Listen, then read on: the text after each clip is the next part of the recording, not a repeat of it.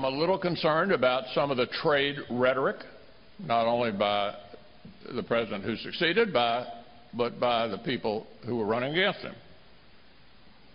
And I think we still have a selling job to point out to most Americans that trade is a winner for America. If you add them all up, we actually have a trade surplus.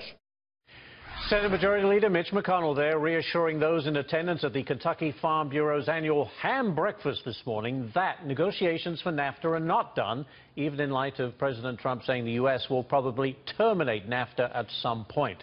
While further discussions are set to start on September 1st in Mexico City, are the negotiators wasting their time?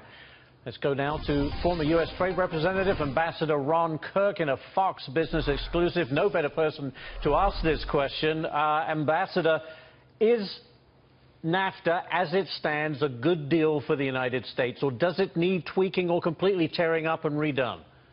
Ashley, good afternoon, and thank you for having me. Yeah. And I'm not so sure to answer to both of your questions, Ashley. Is it yes?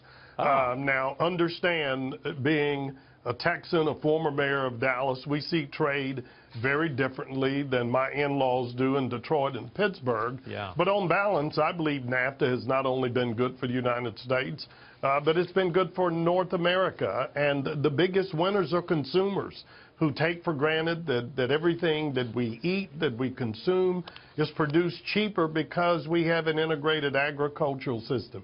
And the same thing with so much of what we use. We have an integrated manufacturing system. But NAFTA is, in fairness, 25-plus-year-old architecture. And we believed in our administration it needed updated. And that was part of the rationale for including Mexico and Canada as part of the Trans-Pacific Partnership. So you effectively have an updated and modernized NAFTA agreement embedded within the Trans-Pacific Partnership.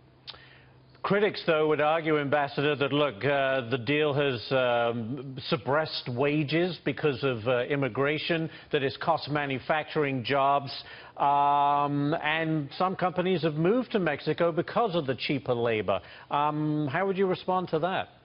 Well, again, I think a lot of it, you know, the sad reality, Ashley, is how people view NAFTA almost depends on whether they live and work east or west of the Mississippi River. It's almost become a marginal line between how folks look at it.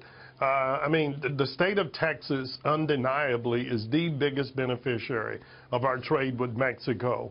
And so we live in a part of the world, if you're in the Southwest, where you've seen the fact that we can both win from them. But I'm not blind to the fact that people east of the Mississippi see that differently. But I do think it's a bit unfair, and that trade has become too convenient of a proxy for every job lost in manufacturing, when the hard reality is the overwhelming majority of jobs lost in the manufacturing sector the last 50 years have been because of automation and because we become more efficient. And when you introduce artificial intelligence into that, it may accelerate that. But there is no question we live and work and produce our goods and services much more cheaply and efficiently because government, frankly, gets out of the way between consumers and people who want to buy stuff and who wants to supply them. And contra, getting out of NAFTA isn't going to bring those jobs back. It will raise prices for every family in every business in North America, and I don't think that's good. So if we're going to change it, if it needs tweaking to be updated after 25 years, what is the key area that needs to be, updated in your mind?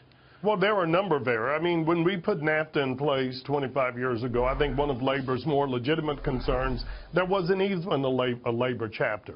Well, we addressed that in the negotiations for the Trans-Pacific Partnership. 25 years ago, I wouldn't be able to do this interview with you because we didn't have this sort of technology available. We didn't have email. We didn't have cross-data transfers. All of that was addressed.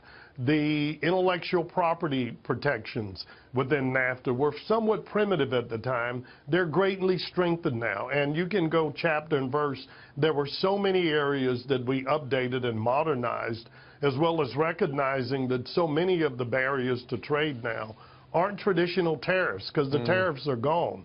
They're regulatory differences. All of those were improved and enhanced in this Trans-Pacific Partnership, and I believe those are all part of the U.S.'s objectives in the current negotiations, as well as an honest look at the investor-state dispute provisions. All right, I've literally got 10 seconds, Ambassador. In your mind, then, we should not rip this deal up, maybe tweak it a little bit, but NAFTA is still very applicable today and important to the trade of this country.